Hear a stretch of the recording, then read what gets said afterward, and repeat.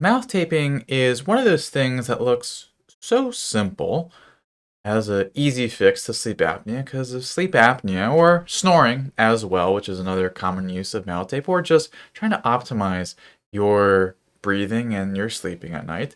Mouth tape seems like a great solution because when you're breathing through your mouth, that's going to hurt how you sleep. Because when you breathe through your mouth, it is just not optimal in any capacity. It will lead to more snoring. It will actually lead to more airway collapse. And it will actually lead to being in higher stages of sleep, like lighter stages of sleep, if you will, instead of deep sleep and being in REM sleep. So that's why so many people just talk about mouth tape, because if you just tape your mouth, you're going to breathe through your nose. Slam dunk, right? You just completely fix the issue. Well, we'll get into exactly the truth around that and also the not truth around that, the myths, if you will. Because when we're looking at breathing, nasal breathing is absolutely essential for health. Because when you nasal breathe, this actually optimizes oxygenation of your entire body. Now, you will not see if you wore a pulse oximeter, one of those meters they put on your finger, or maybe if you have a pulse ox at home, you're not going to see an increase in that number. Well, most of you won't, some of you will. But the thing is, when I say nasal breathing actually leads to better oxygenation of your micro circulation. So you won't really notice it on a pulse ox, which is just going to be on your finger. Okay. And the reason it's able to do this is because when you breathe through your nose, this increases the amount of two main gases. So let's go over this and kind of dive into some of the mechanisms here. All right. So when you breathe nasally, okay, you'll have a big old mouth here, and that looks like a bean bag here. Okay, here's a chin, and I won't reveal the art school I went to. I'll let you guess in the comments. And if you guess none, you're correct. Anyway, so when you breathe just through your mouth, which is what this orifice is, you're going to like a very a big container, if you will, a big tube, a big straw. Whereas your nose is a narrow straw. Okay? Narrow straw, big straw. Okay? That's a box. Now, the reason for this is obviously because of the anatomy. All right? Now, what's the difference physiologically? Because there's one assumption we haven't mentioned yet.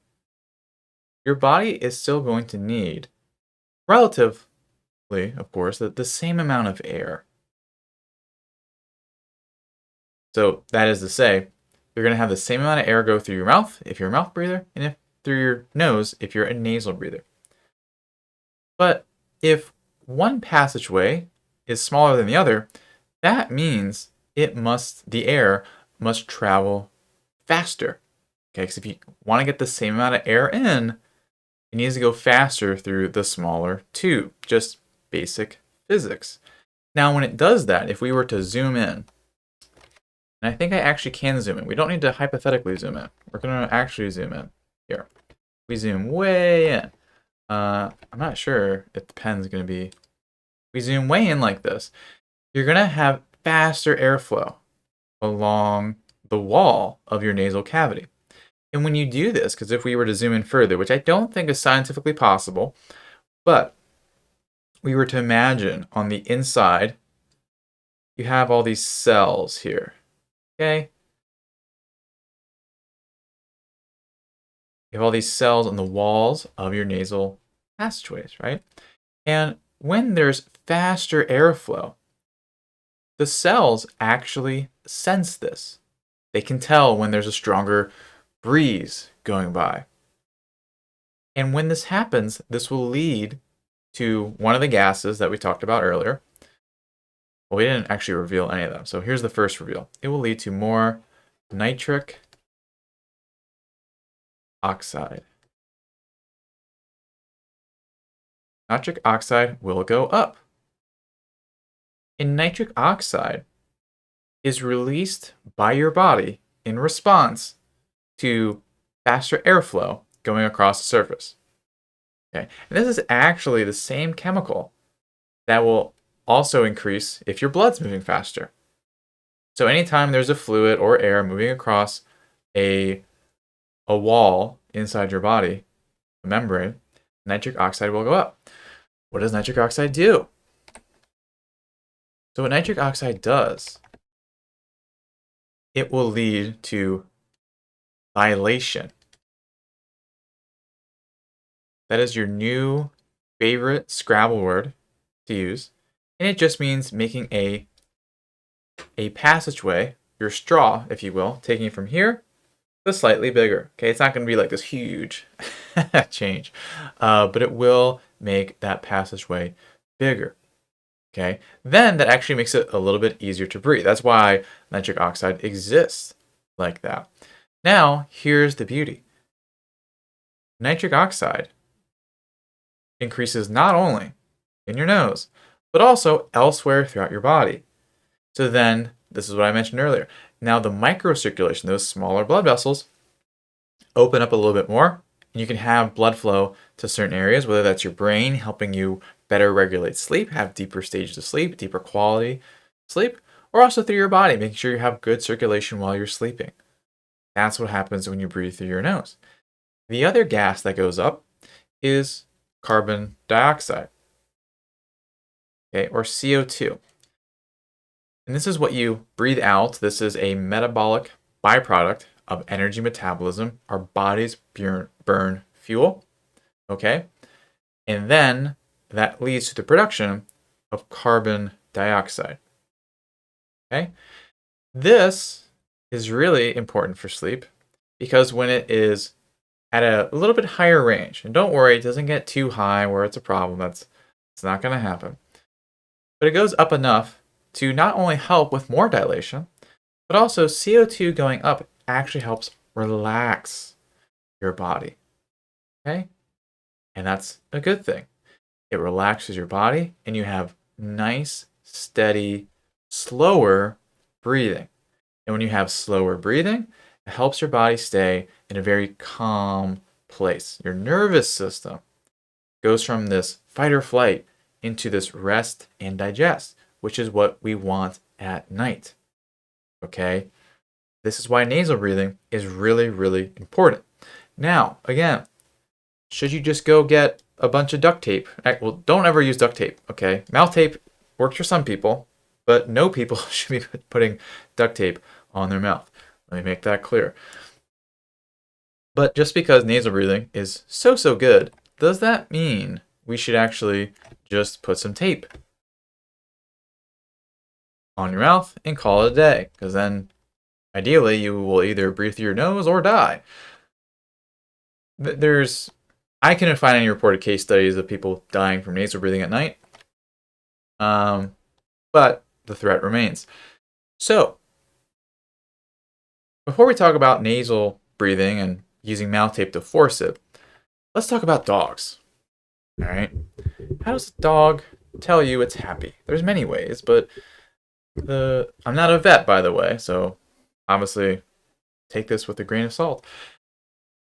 A dog will wag its tail, okay? It'll be like, yes, this is great. Let me wag my tail. Because then, I don't know, I wish I knew the evolution of tail wagging. That would be great. A lot more things in my life would be less mysterious. But nonetheless, happy dog wags its tail.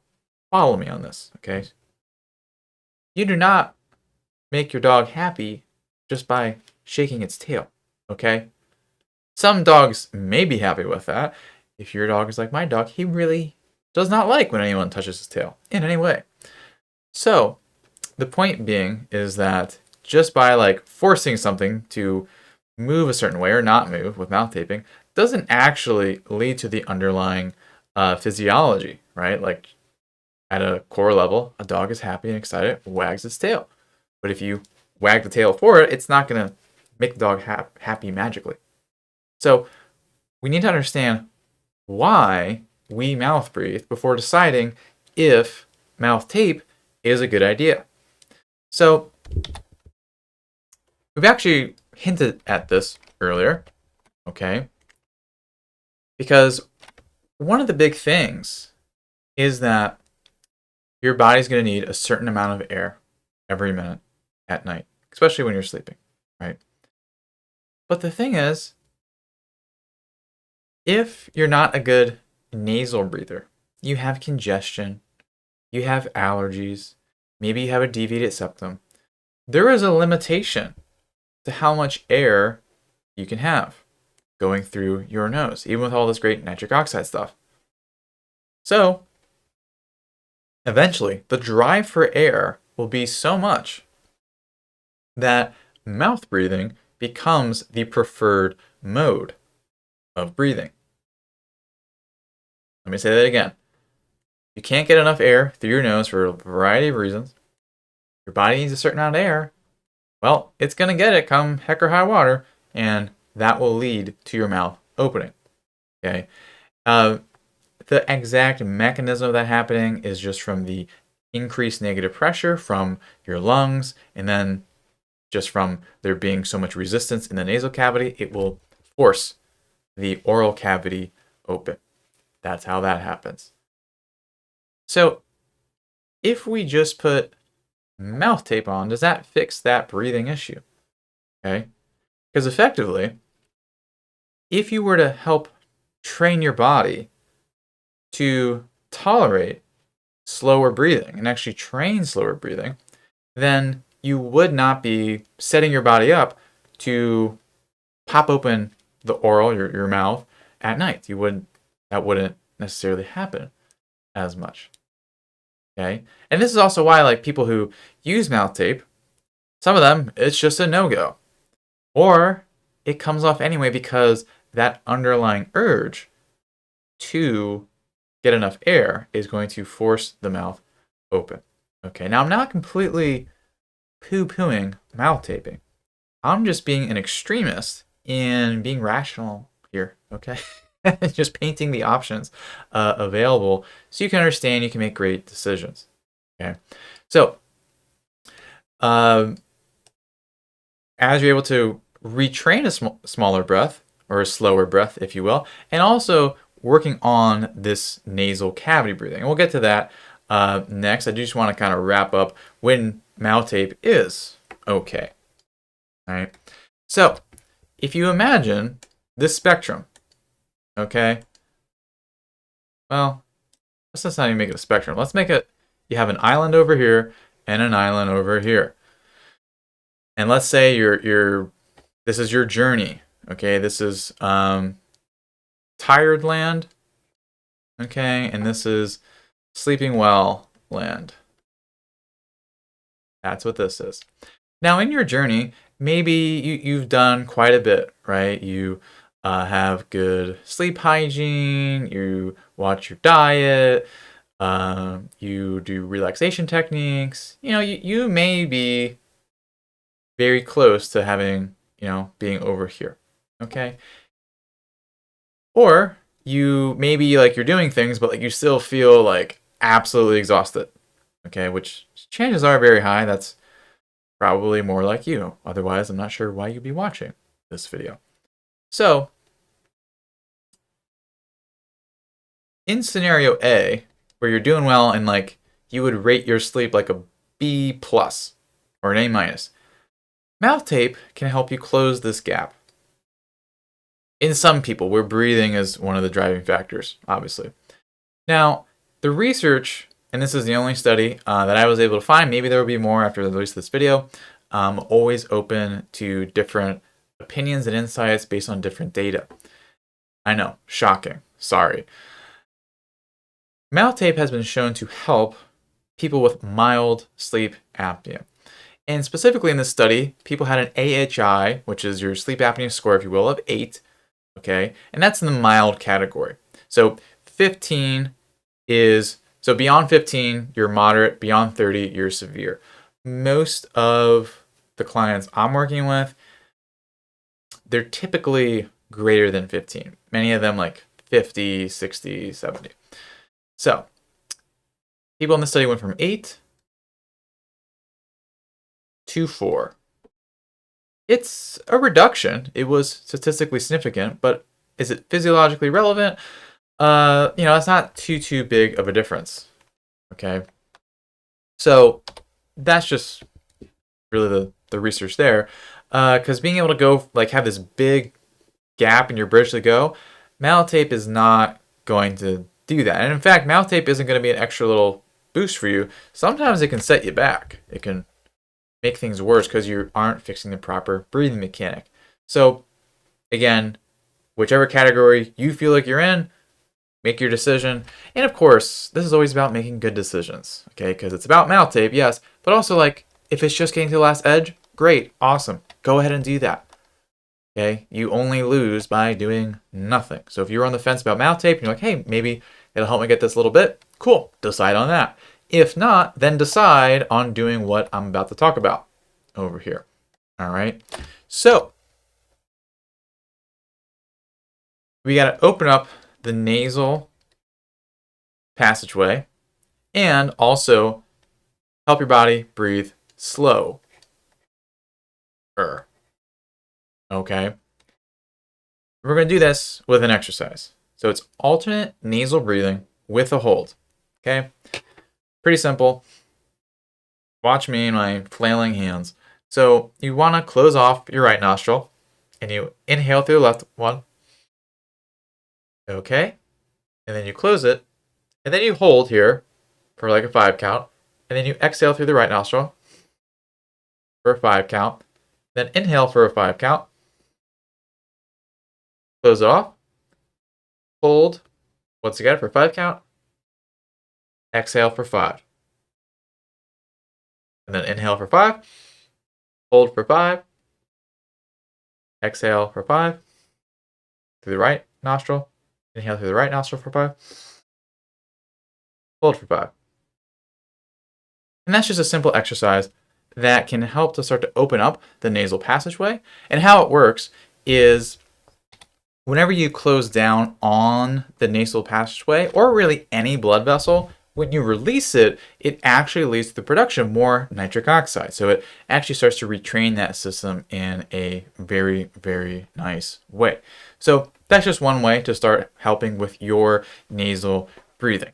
Now, if you need some more ways to do that, then I'm going to give you my highly biased opinion of getting our book. I mean, I'm not sure how else to say it here. Shameless self promo here of the sleep apnea solution, and that's going to be at OCHnow.com/SAS. Okay, it stands for sleep apnea solution. All right, OCHnow.com. There it is. .com/SAS. OCHnow.com/SAS. So that book, Sleep Apnea Solution, also will help with snoring, because something I did not mention yet was that snoring and sleep apnea are on a spectrum. Okay? If you have snoring, you're starting to have very noticeable signs of disordered breathing at night. And then oftentimes it's just a matter of time until you develop full-blown sleep apnea. Of all the people with sleep apnea, 95% of them report snoring. So it comes from somewhere. So if you're able to address the root issues with sleep apnea, which is just that breathing faster, you can also reduce snoring. So if you identify as a snorer or someone with sleep apnea, either way, the Sleep Apnea Solution book is going to be great for you. So go to OCHnow.com/sleep apnea solution. So there you go. Thank you so much for watching, and hope to hear from you in the comments or see you in the next video. All right, bye.